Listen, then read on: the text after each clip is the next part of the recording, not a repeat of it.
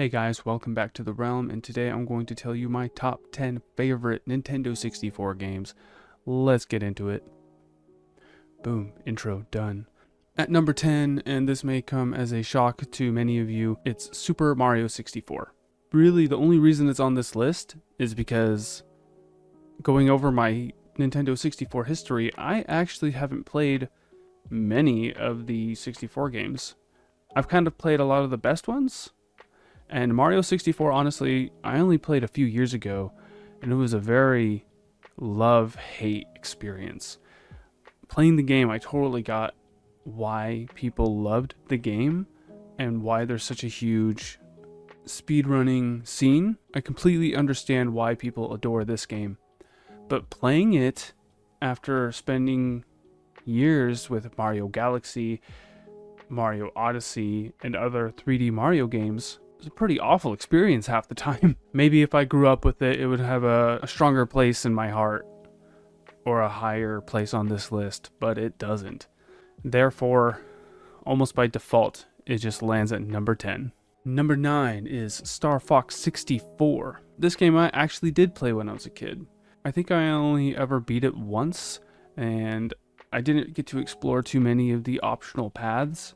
Looking back at my experience, it was fun and not as hair-pulling as Super Mario 64. And aesthetically, I just think Star Fox is like a really cool series and a really cool sci-fi experience. Very much feels like flying an X-Wing in a Nintendo-friendly version. Star Fox and his crew are just pretty cool in general. I also might have a bias because I may never have been like a huge Star Fox fan, but I played Star Fox Adventure and I loved that game. It might have a retrospective influence on Star Fox 64. At number 8, we have F-Zero. Super high octane, fast as hell racing. Great music, great graphics. I love the destructibility of the vehicles. Very cool, solid game. Certainly more fun than Super Mario 64 and more memorable than Star Fox. Solid game, not much else to say. Falcon Punch. That's it. At number 7, we have Pokémon Snap. Pokémon Snap is just a vibe, dude. Growing up in the 90s with Pokemon Snap gave us the closest thing we had to a Pokemon wildlife documentary.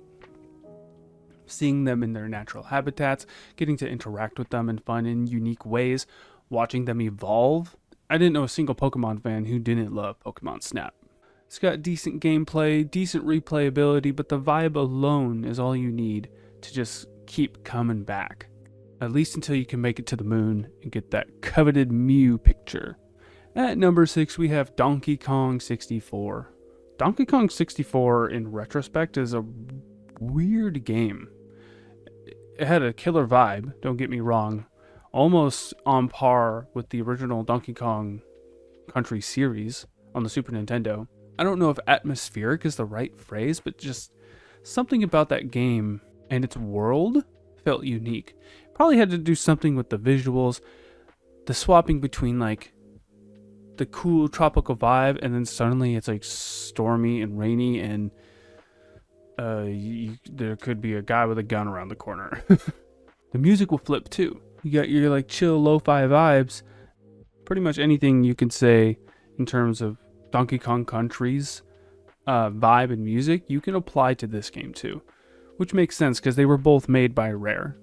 I loved all the multiple Kongs you could play as. However, I did not like that all of the collectibles were split between all these characters and all these places, and you had to retread all the worlds and all the levels just to get everything. But overall, if you're not like a hardcore completionist, just a good game in general. Great collectathon. If I had to choose between Mario 64 and Donkey Kong Country, I'd probably pick Donkey Kong Country 7 out of 10 times. At number 5, we have Kirby and the Crystal Shards. This was my first Kirby game. What much is there to say, man? Like, Kirby in general is just super cute and fun. It was kind of a pseudo 3D Kirby game. We wouldn't get a true 3D Kirby until Forgotten Lands, which is the best Kirby game ever made. The levels and gameplay alone are enough to put it pretty high up on this list. How can you compete with the idea of mixing powers and making something unique and cool? You don't get a lot of them, but the combinations you can make out of those powers make up for it in strides. Maybe in retrospect, some of the other 2D Super Nintendo Kirby games were better. I think if I had to choose between those and Crystal Shards, I might go with some of the more classic Kirby games. At number 4, I'm going to lump Pokémon Stadium 1 and 2. They're very similar experiences. Pokémon Stadium 2 kind of just feels like a big old expansion to 1. Pokemon Stadium, or just Pokemon fans, was just like a dream come true. Seeing Pokemon in 3D, getting to choose whichever Pokemon you wanted to play and fight against your friends, or the Elite Four. I know I made my way all the way up to the Master Cup. I don't know if I ever beat it. I put a lot of time into Pokemon Stadium. And 2 is just better in every way. Pokemon Stadium 1, you had some pretty decent mini games. 2, even better mini games. More Pokemon. I never personally really got to enjoy the connectivity with the Game Boy games, but despite that, I had plenty of fun with it. Not much else to say. They're just great Pokemon games, especially if you grew up with Pokemon in the 90s. At number 3, we have Mario Kart 64. I couldn't tell you how many hours I've logged in these top 3 games, but Mario Kart 64 is up there. I've played every track on every CC over and over and over. It was just a non-stop good time with friends and family alike. Playing it recently on higher CCs, I have realized that it is a garbage game. It literally cheats and it controls like doo-doo water, but still a super fun blast. Totally unforgettable experience, and all the games that have come out since have been so much better. And I'll buy every Mario Kart from now until the end of gaming as we know it. At number 2 comes Super Smash Brothers. Super Smash Brothers was pretty much everything you could want if you were a Nintendo fan. All of your favorite characters all smashed into one place. And of course, as a huge Zelda fan, I played Link all the time, but it was Super Smash Brothers where I really discovered my love for Kirby. I mained Kirby in every single game. Of course, as we got into later games, I diversified my loadout, but I always come back to Kirby. I will always main Kirby. And Kirby will always be one of my favorite characters to play as in Smash Brothers. Looking back at the original Smash compared to later games, the content's almost pretty subpar. I don't know what they call it in the original Smash Brothers, but essentially your adventure mode. In later games they would call it classic mode, where you just fight all the characters one by one. Always a fun experience to come back to, just to get better and better each time, or to experiment with other characters. Speaking of characters, for the time, it seemed like a great selection. You start off with 8, and you can get up to 12. At the time, I thought it was kind of weird to have Jigglypuff of all Pokemon, but back then, Jigglypuff was pretty popular in the anime, and tying in popular characters is just good promotion. You gotta do what you gotta do.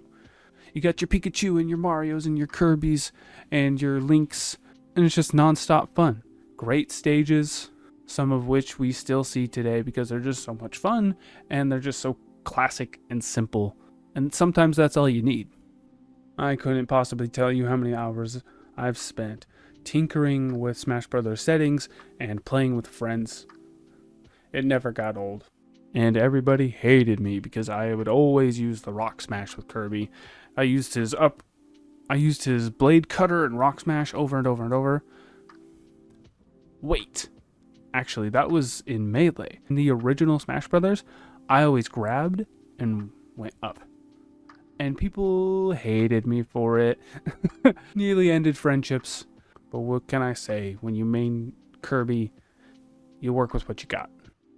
At number 1, and to nobody's surprise, would be The Legend of Zelda: Ocarina of Time. What can I say that everybody else hasn't already said?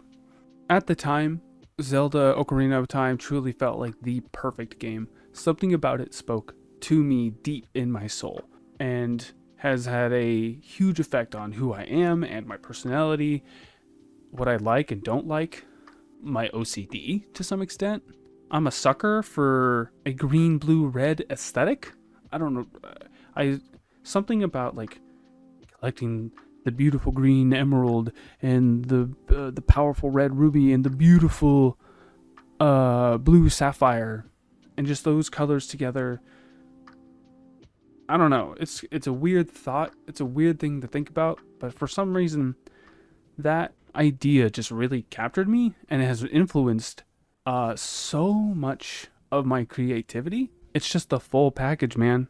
Secrets in every nook and cranny. A stellar story that I grow to appreciate as I get older, and as more videos about the subtleties and subtext flood the internet. I can always turn that game on and find something to do, or just screw around in Hyrule Field. I have the opening hours of that game broken down into a science. And that's just the first half of the game. The second half of the game just completely opens up. Every dungeon is a total banger. I know there are some people very harshly disagree with that statement. You know, the water temple comes up and the spirit temple comes up, and the shadow temple. But I find something to really enjoy about each one of those dungeons, and I find each one of them unique and very aesthetically pleasing. The aesthetics of The Legend of Zelda and Ocarina of Time live rent-free in my head and have influenced every creative endeavor I have ever pursued. Maybe I'll have to make a video about that one day. One of the best games ever made, one of the most satisfying experiences I will ever have in my entire life. Not much else to say. I hope you enjoyed this video. Leave a like, a comment, share it, subscribe, all the cool stuff. Pretty please and thank you. And I will see you in the next one. Peace.